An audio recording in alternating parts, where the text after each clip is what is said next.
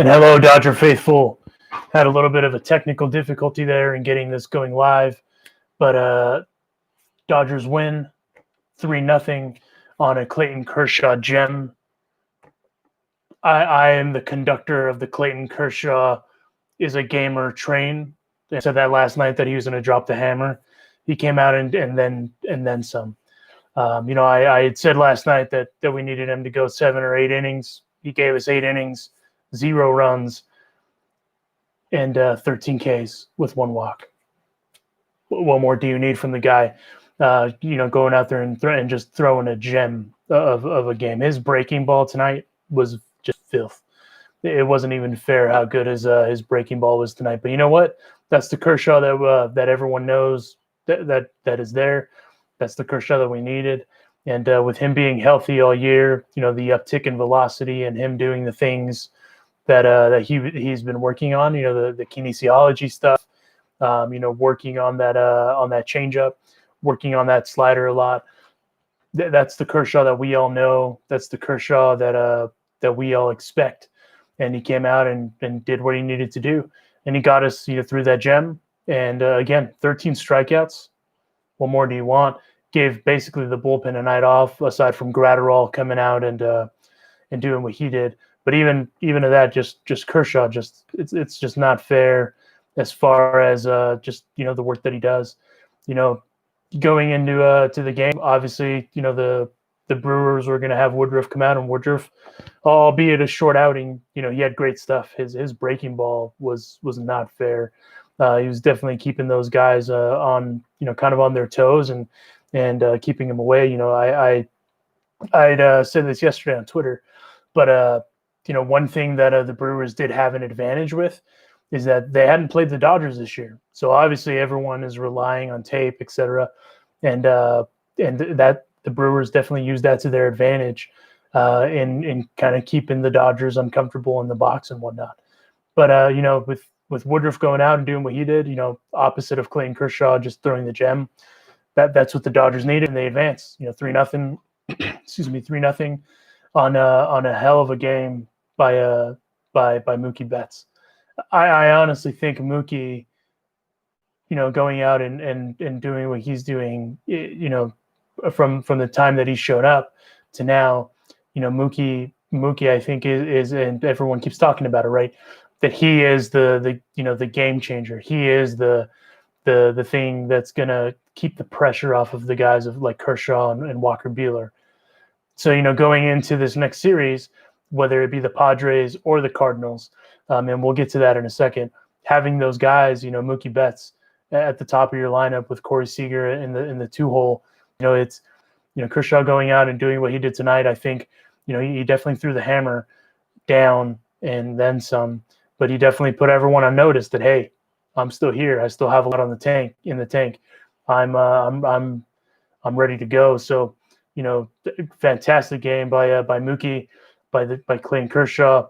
Austin Barnes, who has been working a lot with Mookie this year, and someone texted me earlier and called him Mini Mookie, Mini Mookie Barnes, going out and doing what he did. That was outstanding stuff, and getting that offense going and getting those Dodgers those runs. Kershaw. The thing with Kershaw too, you give a guy like Kershaw, especially when he's going out there and doing what he's doing, a lead, and he's on his A game, and he's got a feel for his stuff.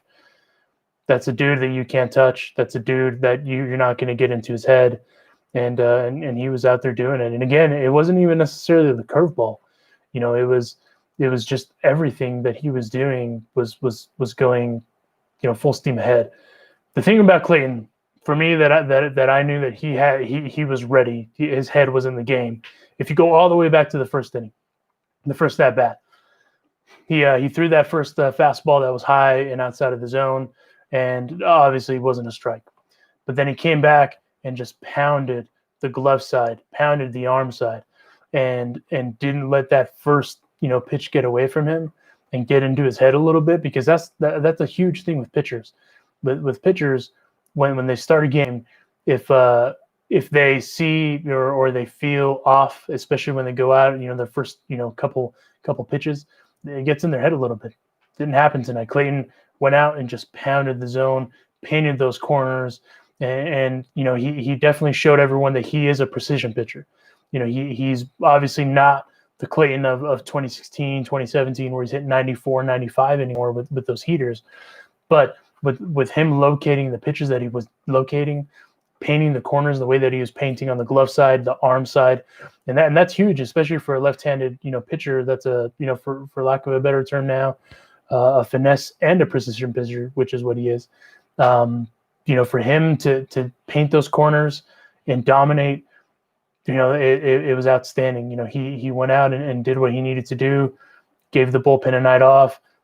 There was obviously no reason to really have a conversation about Kenley even tonight.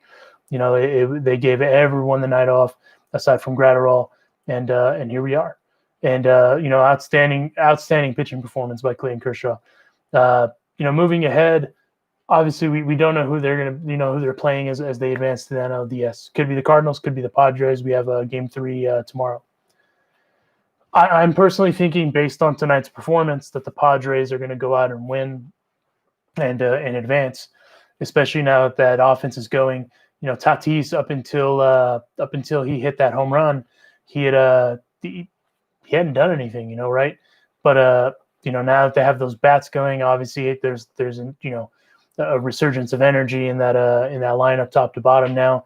Machado getting into the mix, Will Myers getting into the mix. Those guys, they are the San Diego Padres. That's Dodger Stadium South. But the Padres are a good team. They're obviously doing this a little earlier than even Preller wanted it to happen, of course. But with expanded playoffs, that's what happens. But for the Padres to go out and do what they did tonight against the Cardinals, they're not the best offensive team anymore. But you have the likes of Paul Goldschmidt, you have the likes of Yadier Molina, you have a Carpenter in that lineup. Those are dudes that can ball, and for them to go out and do what they did, and they did it in a way that I thought they were done. I'm going to be honest with you. I thought that game was over. But for them to come back and do what they did, outstanding work by them. And again, it's going to be interesting to see who the Dodgers get. But I honestly think the Padres are going to win that series, take Game 3, and they'll make it to the bubble in Arlington, which will be an intriguing matchup because the Padres don't have an ace. The Padres, don't have Mike Clevinger. They as far as the rest of that starting rotation after Clev, it's kind of suspect. They have a good lineup top to bottom, with Tatis, with Machado, with Will Myers, Aaron Nola. They're a great team. And, obviously they can't match the depth of the Dodgers as far as that goes. But personally, that's who I think is going to go, next round. And if that happens, looking forward to it, the Dodgers are also going to have to make some changes to their roster. As we all know, Dylan Floro was left off this roster. Definitely not going to happen for the NLDS. They're going to have him on that roster. Gavin Lux was left off of this roster. I'm curious to see if they decide to carry a third catcher again. Obviously in this go ahead and this round, they left Gavin off. Not to say that he's not there offensively. He's definitely there offensively. For sure, it was a defensive move, and that's why they left him off. But also they carried that extra, that extra, arm. So it's going to be curious to see, who it is that advances, and if it's the Padres. I definitely expect Gavin to be on that roster if the Padres advance to the next round. The other huge caveat as far as what's kind of gonna happen moving forward, if they carry 3 catchers, which with this current regime that we have, especially now with universal DH in play, it's super possible they do that. Because obviously Austin Barnes is going to be on that roster because that's Kershaw's personal catcher. Will Smith, the likelihood of obviously him making the roster is, it's going to happen. He's locked in. I mean, they use him as a DH today, which we'll get into that in a second. But it's if they bring Ruiz onto the roster for the NLDS, cool. So then who's going to be left off? And so it's going to be super interesting to see who they do and don't bring on onto the NLDS into the bubble. I personally think that the 3 starters that they're going to go with are Walker, Clayton, and Gonsolin. I think that's the three starters are going to go with. I think last night kind of showed us that Julio is going to be the super reliever. Kind of like how they used Kenta in the last couple of years, Kenta Madea. Obviously you have your Jake McGee's and your Blake Trinans and your Joe Kellys and your obviously your Bruce Rucker Adderalls of the world. Dustin May is another dude that I think is going to be kind of in that super reliever role going into the NLDS. But I mean, I personally think this is the best bullpen that the Dodgers have had in all these years that they've made a run, and you go from top to bottom as far as Walker, Clayton, Tony, and then from there you kind of have your pick of who you want to go. Hey, you know what, we need a dude to go a little long. Let's go Pedro.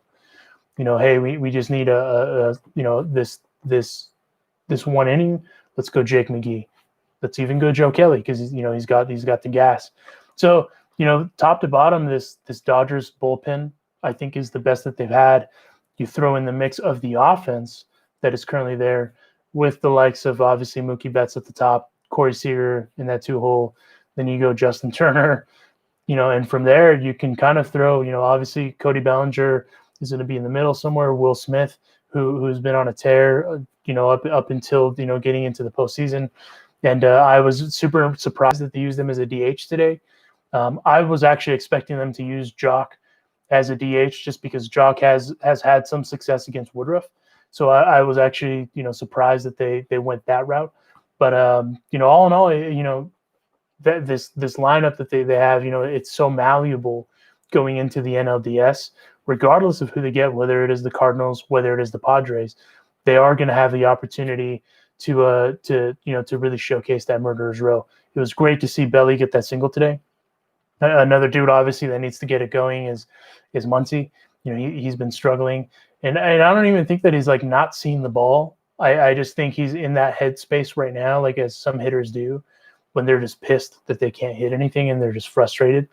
So it's just, it happens. Obviously, baseball has ebbs and flows.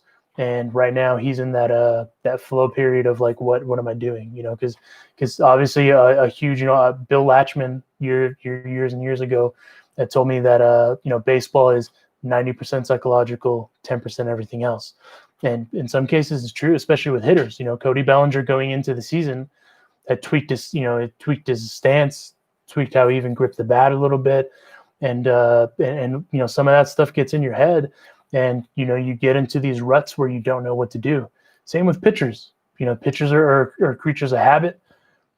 And they want to obviously, hey, should I grip the ball this way? Should I lean back as I do, throw in my arm slot? So I mean, there's so many moving parts that a lot of it's that psychological component that gets in guys' heads. So, I think Max will get it going. JT had obviously it's a short series, but JT had some quality at bats as far as getting pitchers to get up into the counts, but it wasn't anything, to rant and rave about as far as, production goes. But as far as, doing his job and getting the pitcher to excessively, hey, show me everything you have, show me the repertoire. He's good at that. He gets high into those counts and he does it well. So again, all in all, a great series. Last night it was Corey going out and doing the thing. Tonight it was a combination of Mookie, Chris Taylor, and Austin Barnes going out and doing the thing in the fifth inning. And obviously Clayton Kershaw going out and did what he did. It was outstanding seeing Clayton do that. And you know what? It's one of those things where last night I said on here that Clayton needed to get that proverbial monkey off of his back.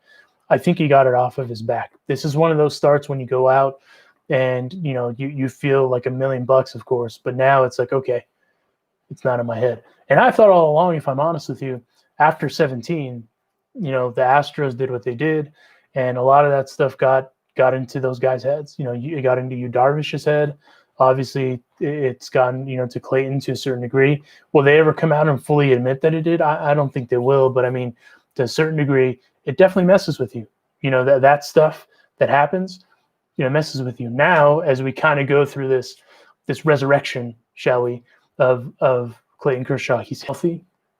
He's going out and he's got his stuff. He's got his A stuff, not just his stuff, but his A stuff.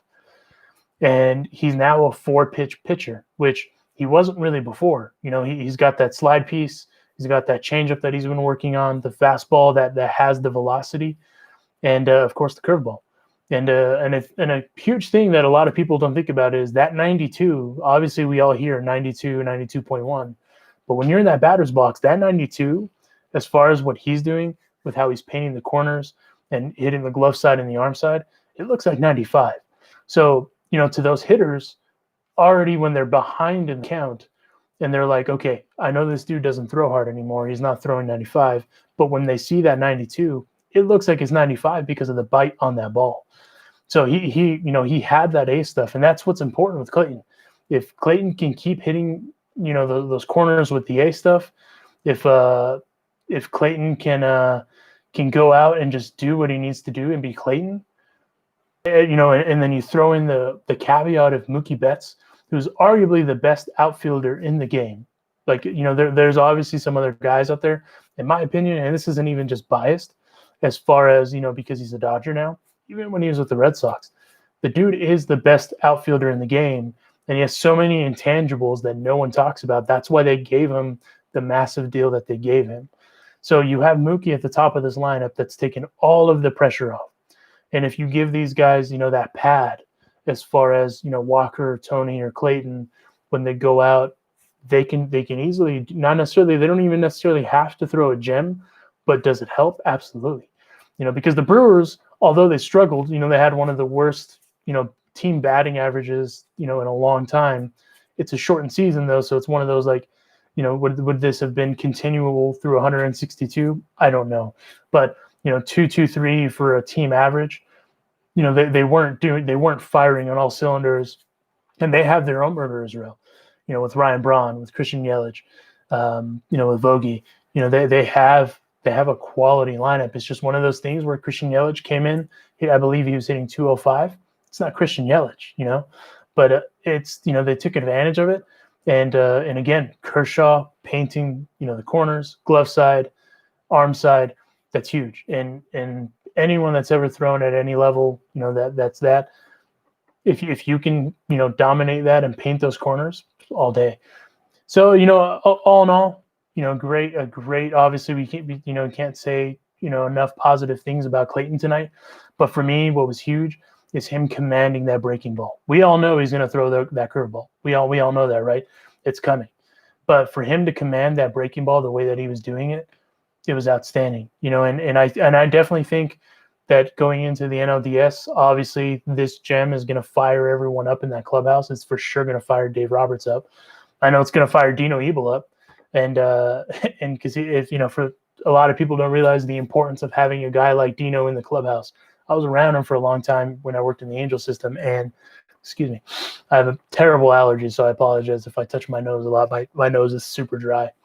But anyway, I was around Dino a lot, and that dude is one of the most energetic dudes ever. But that coaching staff with the Dodgers is one of the most fit and energetic coaching staffs ever. So you throw that in with all these guys that are fired up. I know they're partying right now in that clubhouse. And you know what? Well deserved, because they went out and they focused on the task at hand. We got 2. Cool. And in a short game series, if you give up 1, that can be super problematic. I mean, look what's happening right now in San Diego. The Cardinals went out and did what they did last night, and they thought that they had it in the bag tonight, and look what happened. Now it's an entire different series. Obviously winner take all tomorrow, and here we are. So that's kind of the inconvenience, I guess, of a short series. It can bite you real hard in the ass, and here we are. But you know what? The Dodgers don't have to worry about that, because now, starting Tuesday, they go into the bubble in Arlington, and moving forward, that's going to be super interesting. A huge thing with pitchers, they all love the pitching mound that they throw on at home. I'm actually super interested to see how that's going to affect this pitching staff, because I know that they love that mound at Dodger Stadium. Obviously, Globe Life is a fantastic facility. I don't think that they're going to let each of these teams bring their own grounds crew for like when it's a home game or anything like that. So, and that's one of those like low key things that a lot of people don't think about, is guys like a pitching mound a certain way. I know Clayton Kershaw's super finicky about his pitching mound. And so I'm super curious to see how that's going to be, if that's going to be a factor at all going into this NLDS, going into the NLCS, and so on and so forth as they advance. Because all these guys, I know Walker Buehler is also, peculiar about his pitching mound. So I think that's going to be a factor. I'm not necessarily worried about these guys being in quarantine or, kind of how the way that MLB is doing the bubble, because these guys are all business and they've made that pretty clear. Like even yesterday, when they had Justin Turner mic'd up, they made it super clear that that it's all business and they know what the task at hand is. So that makes me feel good as far as, the mental aspect, that they know where they're at and they know what has to be done. Because the other crazy stat about Clayton Kershaw, he has all these crazy like positive stats in the postseason. The one that kind of sticks out to me, he's pitched in 10 postseasons and he's never won a ring. That's unheard of. And so now I think is the time where I think it's the perfect time as well for Clayton, and Clayton knows that stat. Clayton knows that going into this. I mean, that's the thing. He's a baseball guy through and through, statistically, historically, etc. Going into this, he knows what's at hand. So it's going to be super interesting going into the bubble. It's obviously going to be different for everybody, not just the Dodgers. I don't think it's going to play advantage to one team over another. Obviously, they're going to a new stadium. They're going to potentially face a team again that they didn't face, like the Brewers. And that's where the Cardinals have an advantage as well as the Dodgers do, where they haven't seen each other's stuff. They haven't seen each other's pitches. They haven't seen it, the kind of those intangibles that you don't pay attention to unless you have a bunch of film or you've played each other before.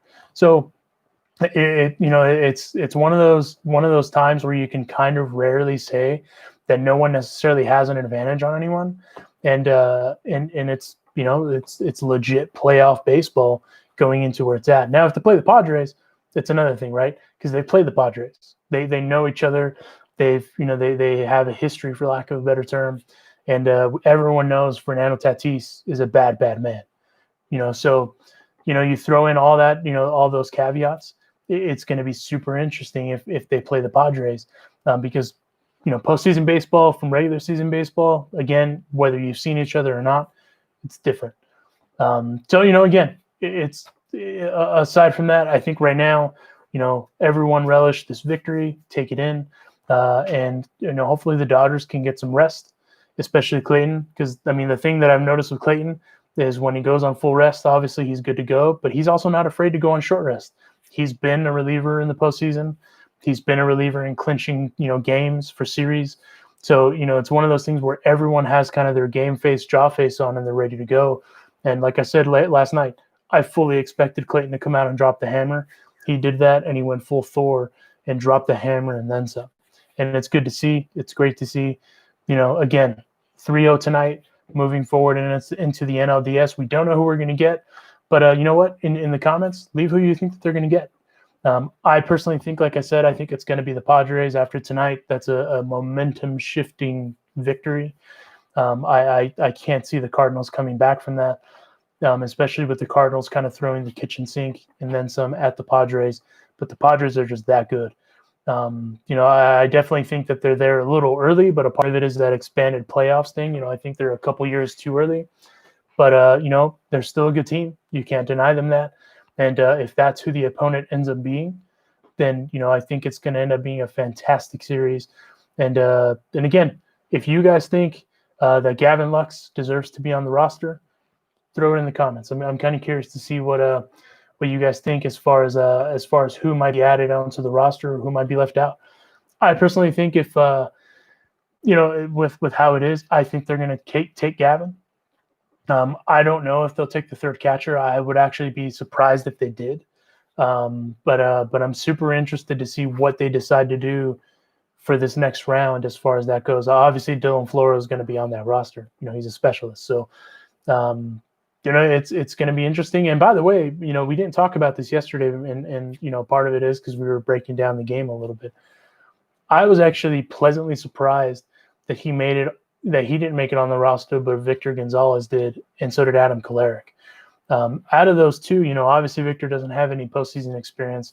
And Cleric's been kind of, it's been hit or miss in some regard. So I'm super surprised that Floro was left off, but also at the same time I'm not, because they wanted to let him rest a little bit, and there's nothing wrong with that. Going into the postseason, where now is where the sprint starts. Now is where it's a marathon, but it's still a sprint. Because obviously you don't want to drag out your series unless you absolutely have to. But going into the best of 5, it's a grind. And especially if you play a team like the Padres, who have that offense that can potentially just pound and pound and pound, as they showed tonight, it's a grind. So it's going to be super interesting to see, kind of how everything pans out. But again, all in all, they went out and they did the job. They got it done tonight. And, us as Dodger fans couldn't be any happier, because, the best left-handed pitcher, in my opinion, ever, went out and showed why he is considered the best left-handed pitcher ever. The only thing that he's missing is just that World Series, But I think if no better time than now to go out and get that dub. So again, as we wrap up, Dodgers win on a Clayton Kershaw gem, 8 innings, 13 Ks, 0 runs, savage. Just Clayton Kershaw, you're just a bad man. And you've been promoting that beer. I think you should go drink a case of it as soon as you get home in a socially distanced way. And why not? Because you earned it, my man. You earned it. So, again, Dodgers win 3-0. Move on to the NLDS. In the meantime, please subscribe to this channel. We're going to keep doing these throughout the postseason. We're working on some of the kinks and trying to sort it out. So any feedback you have as well, by all means, shoot it our way at DodgersBeat on Twitter and on Instagram.